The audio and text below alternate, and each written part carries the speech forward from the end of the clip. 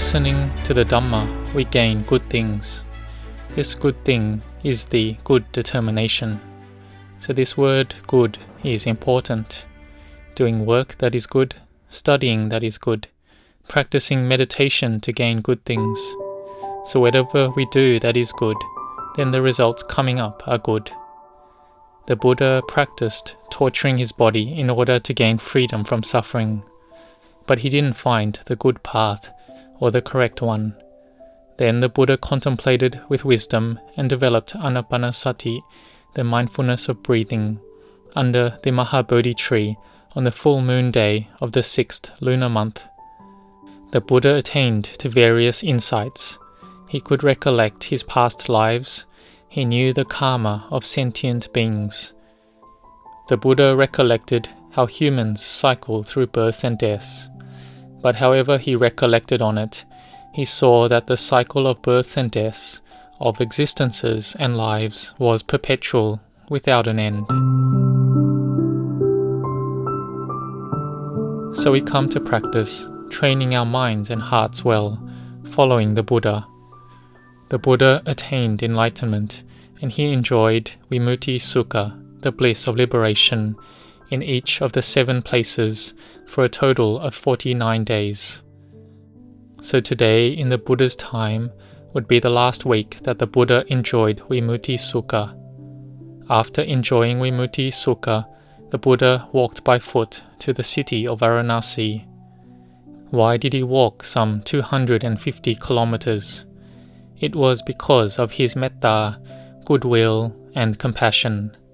He saw that if the Panchavaggiya, the 5 ascetics, listened to the Dhamma, they would be able to successfully know it. They could know Dhamma and see the Dhamma. And in Varanasi, there were the sons and daughters of families that could attain to becoming arahants in great numbers. The Buddha would see this with his divine eye. This was the metta of the Samma Sambuddha, the perfectly awakened Buddha that would survey the world to see which person he would teach that would be able to listen to the Dhamma. And he saw that the Panchavaggiya would be able to know, because Alara Kalama and Uddaka Ramaputta, the 2 teachers who had jhana, mental absorptions, had already died. And the 2 teachers knew that the Buddha to be, the Bodhisattva, would attain enlightenment. But it was a shame that they would not be there for it. When they knew they wouldn't be there for it, they told their disciples that if Prince Siddhartha attained enlightenment, to go follow him. He would teach them Dhamma so they could know and see the Dhamma.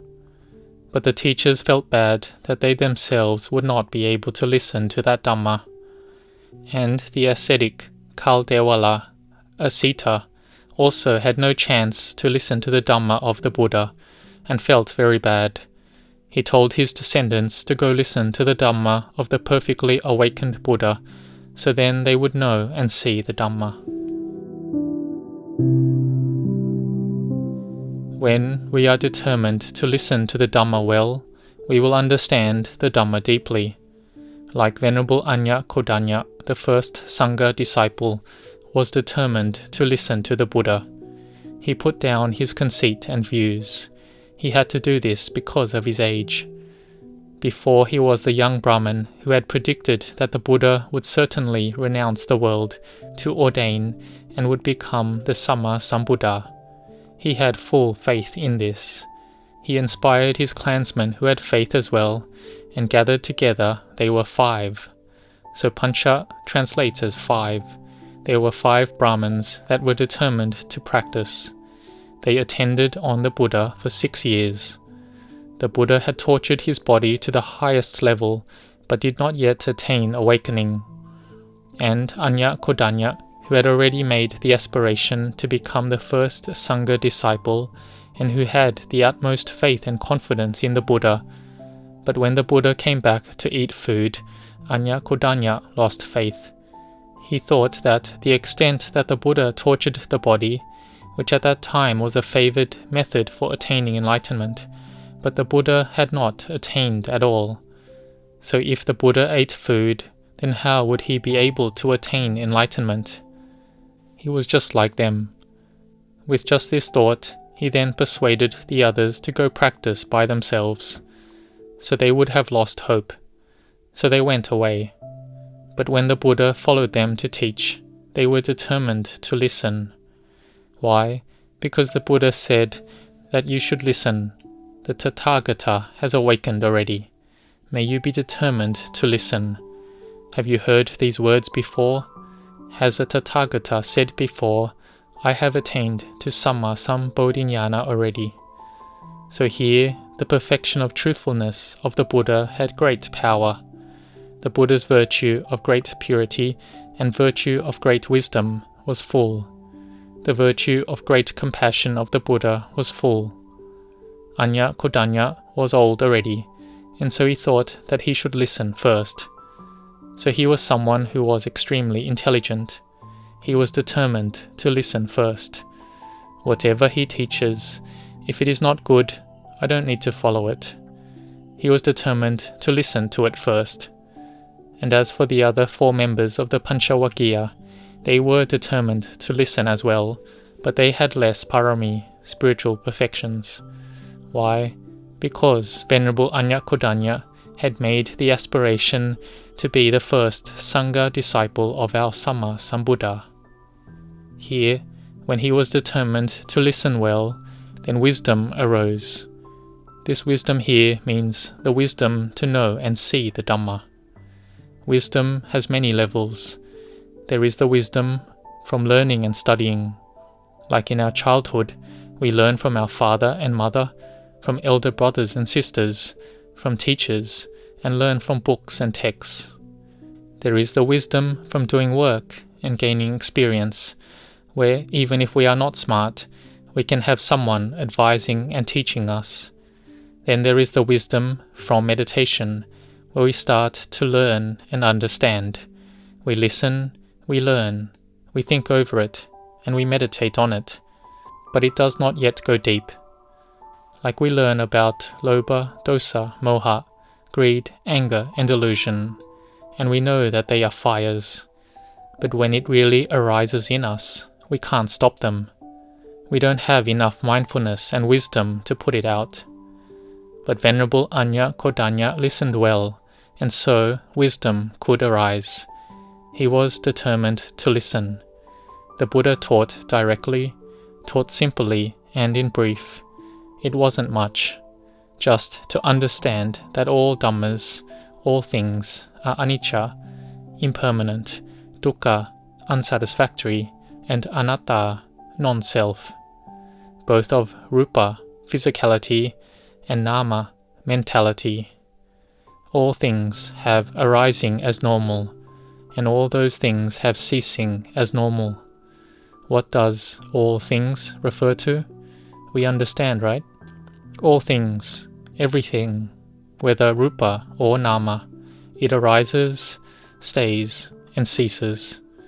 So Anya Kodanya listened to this Dhamma and understood. Oh, it's just like this. This was because Venerable Anya Kodanya had a high level of samadhi, concentration. His high samadhi was to the level of having all the analytical knowledges, and he was one of the 80 great disciples, a supreme level arahant. Samadhi was at a high level, but he lacked just a tiny bit of wisdom only. So just here, the Sāvaka disciple isn't able to know by himself. It is only the perfectly awakened Buddha that can know for himself, so he is called a Samma Sambuddha. A Sāvaka disciple can be called a Sāvaka Buddha. So they are Buddha as well, in that they destroy the greed, anger, and delusion all the same, but they aren't able to know by themselves. They need to listen to the Dhamma from a Buddha or a Sāvaka that tells them the Dhamma. Then they can know for themselves. Venerable Anya Kodanya understood the Dhamma already, and the Buddha exclaimed, Anya Kodanya knows, Anya Kodanya knows. This was the first Sangha disciple in the Buddha Sasana, the dispensation, that arose on the day the Buddha taught the Dhammacakkappavattana Sutta. But for this day to occur, the Buddha had to walk from the town of Gaya in the Rajagir kingdom to Varanasi city. It wasn't easy at all. It was the effort and striving of the Buddha, which was full, with no one who could compare. And we have faith in the Buddha as our Sasadar, the founder of the dispensation. So we must be determined that when greed, anger, delusion arises, we think of the Buddha. The Buddha had no greed. He had no anger and delusion. So the Buddha was at ease, and the mind of the Buddha did not need to take any vacation. The Buddha was cool and at ease, having emptiness and being purified perpetually. But for us, we do work, and we need a holiday.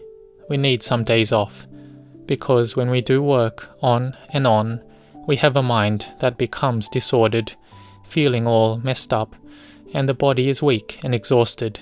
So we need to take days off, have Saturday and Sunday off. But when we have faith and confidence, then even though we have days off, on weekends or other days, then we are determined to give alms, to listen to Dhamma, to sit meditation, to chant, and to learn the Dhamma. Or when there are programs to listen to the Dhamma from various places, like coming together each Friday here, then we come together and discuss Dhamma, practice Dhamma, we chant and listen to Dhamma, because we may have Dhamma questions, and so we discuss Dhamma. And this is developing the mind to be more pure and more radiant. The good determination we have also has faith leading us, and effort as well. So we can travel from afar, or even some coming from overseas, in order to learn Dhamma, to ordain, and to practice Dhamma, all aiming for the peace of the heart, aiming for the heart to have wisdom arise, to have knowing and understanding arise, or being Buddha. This is for the purpose of destroying that which obstructs our heart, destroying delusion, destroying the mental hindrances, and then our mind can become peaceful. That which covers over our minds is called the mental hindrances, and when they diminish and weaken, then we will be able to destroy the mental defilements, which is what lowers our minds, that which covers and binds over our minds. This is having the view as being a self, an I, a me, an other. We have had this since birth, up until this present moment. There is just this sense of self. The Buddha said that this is not a self.